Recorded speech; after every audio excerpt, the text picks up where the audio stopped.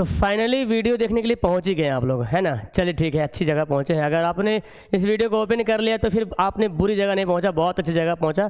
और आपको मैं ऐसी बातें बताने वाला हूं कि शायद इससे पहले आपने नहीं जाना होगा, और आज के बाद से मैं डेफिनेटली बोल रहा हूं कि आपके तैयारी में वो जान फूंकने वाला हूं जो मुझे आप याद रखोगे, है ना।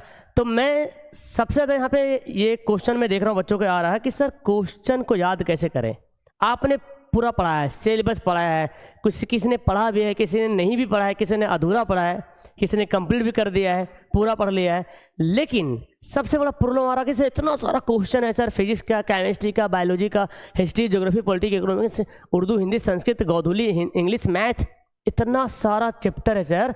यानी कि देखा जाए तो लगभग 11 चैप्टर है ना। 11 सब्जेक्ट बोले, चैप्टर 11 सब्जेक्ट बोलिए, और इतना सारा क्वेश्चन ऑब्जेक्टिव दुनिया भर याद करना होगा। सब्जेक्टिव कैसे याद करेंगे, आज इस वीडियो में बताने वाला हूँ वो जादुई तरीका जिसको यूज करके आपको ऑब्जेक्टिव सब्जेक्टिव यूं याद हो जाएगा। अगर आप ये मेरी वीडियो अभी देख रहे हो, नवंबर में देख रहे हो, सॉरी अक्टूबर में, तो ज़्यादा अच्छा होगा। वैसे सितंबर लास्ट हो रहा है जब मैं वीडियो बना रहा हूँ, ठीक है। तो चलिए शुरू करते हैं। पूरे वीडियो को ध्यान से देखिएगा, सीरियस हो जाइए भाई। अगर आप चाहते हैं कि आपकी मम्मी डैडी आपके से खुश हो जाए, आपको मालूम है आप जब फर्स्ट क्लास आते हो ना, फर्स्ट डिवीजन आते हो ना, आपकी माँ बहुत खुश होती है, गार्जियन बहुत खुश होते हैं। सोचिए आप फर्स्ट आते हो तो इतना खुश होती हैं आपकी मम्मी डैडी। अगर आप अपने गांव में सबसे ज़्यादा नंबर लाएंगे कितना खुश होंगे, अपने ब्लॉक में सबसे ज़्यादा नंबर लाएंगे कितना खुश होंगे, अपने डिस्ट्रिक्ट में सबसे ज़्यादा नंबर लाओगे कितना खुश होंगे आपके गार्जियन। अगर आपने बिहार में सबसे ज़्यादा नंबर लाया तो कितना ज़्यादा खुश होंगे। तो बस इसी खुशी के लिए आपको पढ़ाई करना है, और यही बहाने से आपकी पढ़ाई भी हो जाएगी, है ना। तो चलिए शुरू करते हैं। क्वेश्चन को याद करें कैसे करें। सबसे पहले हमको जानना पड़ेगा कि अभी यहाँ पे जितने सारे बच्चे मेरी वीडियो देख रहे हैं, ये कई प्रकार के बच्चे हैं, कई प्राणियाँ हैं। कुछ बच्चे स्लो, कुछ एवरेज, कुछ एक्सेलेंट, मतलब अच्छा है पढ़ने में। इसका मतलब ये हुआ कि कुछ बच्चे स्लो, मतलब हुआ कि कुछ बच्चे अभी तक कुछ भी नहीं पढ़ा है। एवरेज मतलब हो रहा कुछ बच्चे आधा पढ़ा, आधा अधूरा पढ़ा है। और एक्सेलेंट मतलब हो गया कुछ बच्चे हैं जो पूरा सिलेबस खत्म कर दिया। उन तीनों के लिए वीडियो है। लेकिन सबसे पहली वीडियो है, सबसे पहली बात इसके लिए स्लो और मीडियम, ये दोनों जरूर से वीडियो को वॉच करना। और अगर ये भी देखेंगे तो इसके लिए भी बेनिफिट होने वाला है। तो कमज़ोर बच्चे के लिए तो एकदम ज़्यादा नेसेसरी है ये वीडियो। ओके, जान फूंक देगी आपकी तैयारी में, टेंशन मत लीजिएगा, मैं यहाँ पे हाजिर हूँ। सबसे पहले आपको ये समझना पड़ेगा बच्चों कि हमारा सिलेबस क्या है, क्योंकि बिना सिलेबस का आप कुछ नहीं कर पाओगे। सिलेबस देखा जाए तो ऑब्जेक्टिव है, शॉर्ट सब्जेक्टिव है, लॉन्ग सब्जेक्टिव है। और सबसे बड़ी बात है यार, 50% ऑब्जेक्टिव खाली 1 नंबर वाला प्रश्न है, और 2 नंबर 5 नंबर वाला मिला के 50%। बताइए सबसे ईजी कौन है। आपको स्मार्ट तरीके से पढ़ाई करना है, आपको देखना है कि किस सब्जेक्ट में ज़्यादा नंबर आ रहा, किधर ज़्यादा नंबर आ रहा, उधर पे झपटना है। तो हमको ऑब्जेक्टिव में ज़्यादा नंबर आ रहा है भाई। अगर 5 ऑब्जेक्टिव अगर आपने बना दिया सही तो 5 नंबर 100% मिलेगा, किसी का दम नहीं कि वो नंबर काट ले। लेकिन अगर 5 नंबर का सब्जेक्टिव आपने कितनों भी अच्छा से लिख दिया ना, तो कोई ना कोई गलती निकल सकता है। कोई कन्फर्म नहीं बोल सकते कि 5 का 5 मिल ही जाएगा, कहीं 4, 3। लेकिन ऑब्जेक्टिव में कोई कटाक्ष ही नहीं है, कोई कटाक्ष नहीं कर सकता है। 5 नंबर तो 5 नंबर, इसलिए बोल रहा हूँ ये तुम्हारा बहुत ज़्यादा परफेक्ट है। पहले इसी को कंप्लीट करना है। और जितने सारे स्लो और एवरेज स्टूडेंट है, इसको सबसे पहले कंट्रोल कर लो, इसको पहले कैप्चर कर लो। और जो एक्सेलेंट है तो उनका तो ये सब हो ही गया होगा, है ना। ये 5 नंबर वाला, 2 नंबर वाला कंट्रोल करना है, ठीक है। चलिए तो अब अपने आप को डिसाइड कर लीजिए कि हम किस मीडियम में हैं, स्लो, एवरेज, कैटेगरी। क्योंकि हमको नहीं मालूम कि आप किस मीडियम के, आप खुद अपने आप को जज करना है, ठीक है ना। इसकी करने के बाद आपको कैसे पढ़ाई करना है, आपको पहले एक स्टडी चार्ट बनाना, अपना कॉपी में लेना है। यहाँ पर मैंने एक एग्जाम्पल दिया है, ठीक है, एक एग्जाम्पल दिया है कैसे अपना स्टडी चार्ट बनाएंगे। देखिए, क्योंकि होता क्या, अगर ये चार्ट नहीं बनाएंगे ना तो आप क्या पढ़ रहे हो कुछ पता नहीं चलाएगा। अच्छा, एक दिल से सवाल मैं कर रहा हूँ, और आपने मतलब क्या बोलते हैं ना, दिल की कानों से सुनिए और जवाब दीजिएगा, अपने मन से जवाब दीजिएगा। अभी तक आपने जो कुछ पढ़ा है, कॉन्फिडेंस हो रहा है कि हाँ मैंने इतना पढ़ लिया है, मतलब होता है ना, इतना पढ़ लिया, इतना बाकी, इतना पढ़ लिया। अभी तक बहुत से बच्चे ऐसे हैं ना कि झोल झाले फंसे हुए कि कितना पढ़ें, समझ में नहीं आ रहा है। कॉन्फिडेंस नहीं आने का चक्कर यही हो रहा है, उसको पता ही नहीं कि कितना पढ़ाई किए। अगर आपको मालूम चल जाए कि भाई हमने 100% में 70% कंप्लीट कर लिया है, 70% कंप्लीट कर लिया, 80% कंप्लीट कर लिया, यकीन मानो आपका जो है ना ये क्या बोलते हैं कॉन्फिडेंस बहुत हाई लेवल होने वाला है। तो ये जो मैं बता रहा हूँ, ये इसमें जो स्टडी चार्ट बता रहा हूँ, ये आपका कॉन्फिडेंस बढ़ाने के लिए है और आपको टाइम वेस्ट नहीं होगा। कभी कभी क्या होता है, पढ़ा हुआ चीज़ फिर पढ़ रहे हैं, पढ़ लिए फिर उसी पढ़ रहे हैं, रिवीजन अलग है, लेकिन पढ़ने बैठे तो नया चीज़ पढ़ेंगे ना, जो नहीं याद है उसको पढ़ रहे हैं और जो याद है जो आ रहा उसी को बना रहे हैं, उसी को पढ़ रहे हैं। तो ऐसे में आपका टाइम वेस्ट होगा। करना क्या होगा, ध्यान सुनिए, एक चार्ट बनाना होगा। मैंने हिस्ट्री का एग्जाम्पल लिया यहाँ पे, ठीक है, यहाँ पे मैं इधर आ जाता हूँ, मैं हिस्ट्री का एग्जाम्पल लिया हूँ। हिस्ट्री में पहले एक कॉपी में बना लीजिए, एक पन्ना में यूरोप, चैप्टर का नाम लिख लीजिएगा, यूरोप में राष्ट्रवाद, समाजवाद, हिंदुस्तान में राष्ट्रवाद, भारत में राष्ट्र, जो भी है। अब हर चैप्टर से 3 कैटेगरी सवाल आता है, ऑब्जेक्टिव, शॉर्ट सब्जेक्टिव और लॉन्ग सब्जेक्टिव, है ना।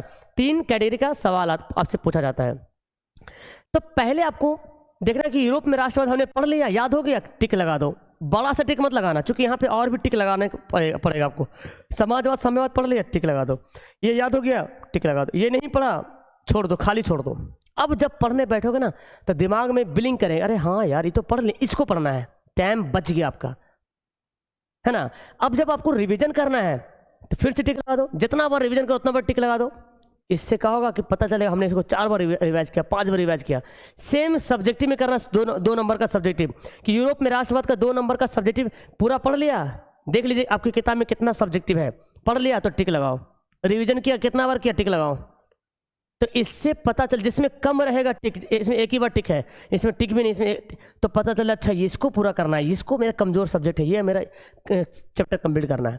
इससे क्या होगा, अब जब आप पढ़ने बैठोगे ना तो देखो, अरे वाह, जब आप पूरा पढ़ लोगे, 2-3 बार रिवाइज भी कर लोगे, कंप्लीट भी कर लोगे इसको, और रिवाइज भी 1-2 बार कर लोगे, तब यकीन मानो जब आप इस चार्ट को देखोगे ना तो सच बता रहा हूँ, अपने दिल पे हाथ रख के बोलोगे all is well, all is well. जब आप इस चार्ट को देखोगे तो आपका मन कॉन्फिडेंस से भर जाएगा कि हाँ हमने पढ़ लिया इतना है यार, अब आगे बढ़ते हैं, वरना ऐसे लटक कर रह जाओगे, कुछ नहीं कर पाओगे। ठीक है, चलिए ये आपको जरूर करना है हर सब्जेक्ट के लिए। अब यहाँ पे है सवाल आता है कितना क्वेश्चन याद करना पड़ेगा सर, इतना सारा क्वेश्चन है, कितना क्वेश्चन याद करेंगे, है ना। तो आपको मैं बता रहा हूँ, एक सब्जेक्ट ले रहा हूँ, जैसे मान लीजिए फिजिक्स से, ठीक है ना। तो फिजिक्स में अगर इम्पोर्टेंट क्वेश्चन आपको खोजना है कि इम्पोर्टेंट क्वेश्चन कितना है, तो आपको एक एवरेज बता रहा हूँ कि इम्पोर्टेंट क्वेश्चन कम से कम 300 के आसपास में। तो फिजिक्स में 300, ज्योग्राफी में, हिस्ट्री, पॉलिटी, केमिस्ट्री, बायोलॉजी, सब में 300 एक एवरेज लेके चल रहा हूँ जो इम्पोर्टेंट है। लैंग्वेज में आपका ज़्यादा चल जाएगा, 400-500 चल जाएगा, ठीक है ना, इम्पोर्टेंट है। तो ये आपको बहुत ध्यान से समझना है। अब सोचिए 300 चैप्टर है, 300 क्वेश्चन, सब में 11 सब्जेक्ट है, 300, 3300 क्वेश्चन याद करना, ये इंपॉर्टेंट क्वेश्चन हो गया। ये और मैं ऑब्जेक्टिव की बात कर रहा हूँ, 300, सोच लीजिए। अब आते हैं तो कितना क्वेश्चन याद करेंगे, तो ऑब्जेक्टिव 300 एक चैप्टर से, सब्जेक्टिव में देख लीजिए, सब्जेक्टिव में एक चैप्टर से मुश्किल से देखा जाए इंपॉर्टेंट तो 30-40 के एवरेज बनेगा, और लॉन्ग में 2-4 गो बनेगा, इससे ज़्यादा नहीं याद करना है, ठीक है ना। तो अब यहाँ पे आपके लिए मैं बता रहा हूँ कि आपको पढ़ना कितना टाइम है ना। बोलते हैं सर कितना पढ़ें, समझ में नहीं आ रहा, कैसे पढ़ें। मैंने वीडियो लाइव में भी बताया था आपको, आप अगर लाइव आए होंगे उस दिन रुके होंगे तो इसको देखे होंगे। फिर से मैं बता रहा हूँ स्पेशल वीडियो कि जो बच्चे भाग गए होंगे, नहीं पढ़े होंगे किसी कारण से, तो ये समझ लेंगे। देखिए मैं बता रहा हूँ कैसे याद करना है, ऑब्जेक्टिव को पहले कैसे याद करना है। ये आपका चैप्टर है physics, chemistry, bio, history, geography, economics, politics, math, दोनों लैंग्वेज, जिसका भी हिंदी, उर्दू, संस्कृत, गौधली जो भी है, इंग्लिश, ठीक है। अब बताओ मुझे, क्या आप एक सब्जेक्ट से 10 क्वेश्चन एक दिन में याद कर सकते हो? बोलिए ना भाई, कर सकते हो ना? बिल्कुल कर सकते सर। और 10 क्वेश्चन को याद करने में कितना समय लगेगा? हाईएस्ट ज़्यादा 10 मिनट, इसमें भी आपका टाइम बचाएगा। तो हम आपको ये बता रहे हैं कि एक दिन में एक सब्जेक्ट से 10 क्वेश्चन याद कीजिए, और वो भी 10 मिनट के अंदर अंदर। तो फिजिक्स का 10 क्वेश्चन, केमिस्ट्री का 10, बायो का 10, हिस्ट्री का 10, ज्योग्राफी का, इकोनॉमिक्स का, पॉलिटिक्स का, मैथ का 10 बनाइए लॉन्ग, ये सब का एक दिन में बनाना है, और सब के लेना है, सब लेगा 10-10 मिनट। तो 11 सब्जेक्ट अगर है तो 11 गुना 10 कितना हो गया? 110 मिनट लगेगा, यानी कि 7 दूनी 120 ना, करीब 2 घंटा के आसपास में लेकिन हमको नहीं लगता 2 घंटा पूरा हो गई। आप तो लगता है 1 ही घंटा पूरा रट के खा लीजिएगा, है ना। 60 दूनी 120 मिनट होता है तो 110 मिनट आ रहा है, तो 2 घंटा हो रहा है। तो हमको लगता है कि आप 1 घंटा में पूरा समेट लीजिएगा। आप कमेंट करना कि क्या करोगे इसको। अगर 10-10 करके भी याद करते हो ना तो आराम से 2 महीना में पूरा सब्जेक्ट खत्म हो जाएगा, 2 महीना में खत्म पूरा, ठीक है। अच्छा देखिए, फिजिक्स अगर रोज याद करते हो 10 को क्वेश्चन, 1 महीने में कितना दिन होता है? 30 दिन। लीजिए 1 महीना में फिजिक्स का 300 इंपॉर्टेंट क्वेश्चन खत्म हो जाएगा। 1 महीना अगर कंटिन्यू इसको फॉलो कर लिया तो कसम से बता रहा हूँ भाई, आपका लगभग 70 से 80% सब्जेक्ट याद करने का टेंशन खत्म हो जाएगा। ऑब्जेक्टिव, ठीक है। बात करते हैं सब्जेक्टिव की, तो यहाँ पे हम कितना 2 घंटा है, चलो मैं 1.5 घंटा मानता हूँ, है ना। मतलब मिला जुला कर 1.5 घंटा लेता हूँ, इतना तो हो ही जाए। कुछ कुछ क्वेश्चन तो आपको याद ही होगा बहुत सारा, इतना थोड़ी याद करना पड़ेगा।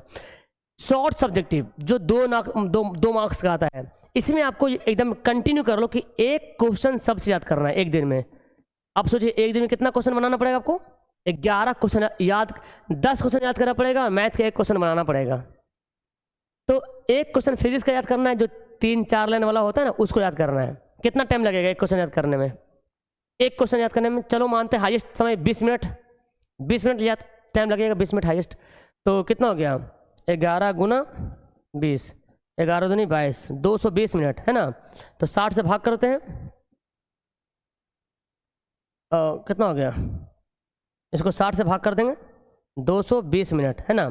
तो 6 तक 24, मतलब 4 घंटा का एवरेज में आ रहा है, 4 घंटा, ठीक है। इसमें से बहुत सा आपको याद होगा, चाहे तो आप इसको 3 ही घंटा में निपटा लीजिए, चाहे तो आप इसको 2 ही घंटा में ख़त्म कर लीजिए, ये आपको करना होगा डेली में। उसी तरह से अगर 5 नंबर वाला पढ़ना है, लॉन्ग 5 नंबर वाला, तो इसमें मैं सजेस्ट करूंगा कि इन तीनों में कोई एक लॉन्ग क्वेश्चन याद करो 1 दिन में।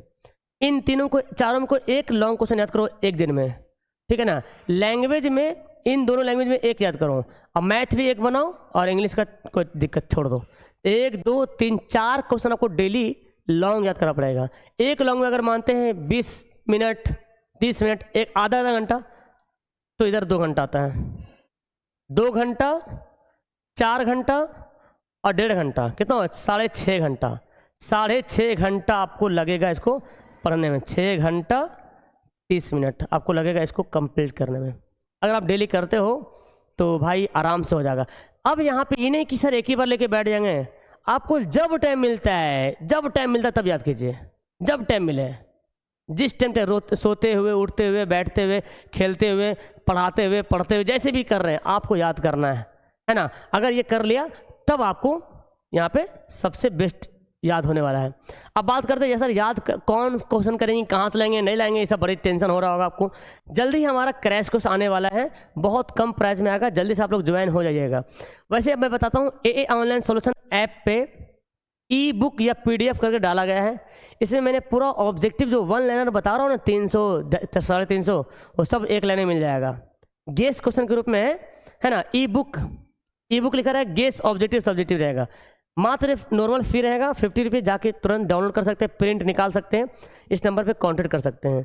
यहाँ पे देखिए, ये देख रहे हैं आप, देखो ये 1 लाइनर उर्दू है। एक बात सुन लीजिए, जो बच्चे जुनून बैच में या लैंग्वेज बैच में जुड़े हुए हैं वो सब इसको मिल जाएगा। जो बच्चे कोई बैच में नहीं जुड़े हैं उसके लिए ये है ई बुक, ठीक है। हाँ देखिए, फिजिक्स का, संस्कृत का, सब कुछ का इंतजाम किया गया है भाई, ठीक है ना। सारा कुछ का इंतजाम किया गया है, टेंशन लेने की कोई आवश्यकता नहीं है। ज़्यादा दिक्कत हो तो यहाँ पे कॉल कीजिएगा, एकदम मैं आपके साथ हूँ खड़े, और बहुत मिनिमम फी में आपके लिए यहाँ पे लाया हूँ ताकि इसको पढ़ लो, प्रिंट निकाल लो, जैसे भी करना है वैसे कर लो, है ना। मुश्किल से 2-3 पन्ने में आपको प्रिंट देखिए, इस तरह से प्रिंट निकलेगा आपको, है ना, ऐसे प्रिंट निकलेगा। तो 2-3 पन्ना में आपको रहेगा। देखिए यहाँ पे नहीं दिख रहा, इस तरह देखिए, इस टाइप का रहेगा प्रिंट। 2-3 पन्ना में फिजिक्स, 2-3 पन्ना में केमिस्ट्री, अब जहाँ मर्जी वहाँ बैठ के पढ़ लो, है ना। आपके लिए बहुत बेनिफिट होने वाला है। तो ये वीडियो को यहीं पे लास्ट करते हैं। वीडियो को सारे बच्चे लाइक करके जाना, और जितने बच्चे सब्सक्राइब नहीं किए हैं सब्सक्राइब करके जाना, ताकि इंपॉर्टेंट वीडियो आपके साथ पहले पहुँचेगी। ये नंबर को हमें कॉन्टेक्ट कीजिए, हम आपको एक लिंक भेजेंगे, उस लिंक के माध्यम से हमारे व्हाट्सएप चैनल पर ज्वाइन हो जाओगे, ताकि इंपॉर्टेंट इन्फॉर्मेशन आपके पास पहले पहुँचेगी। That's all, thank you everyone, bye.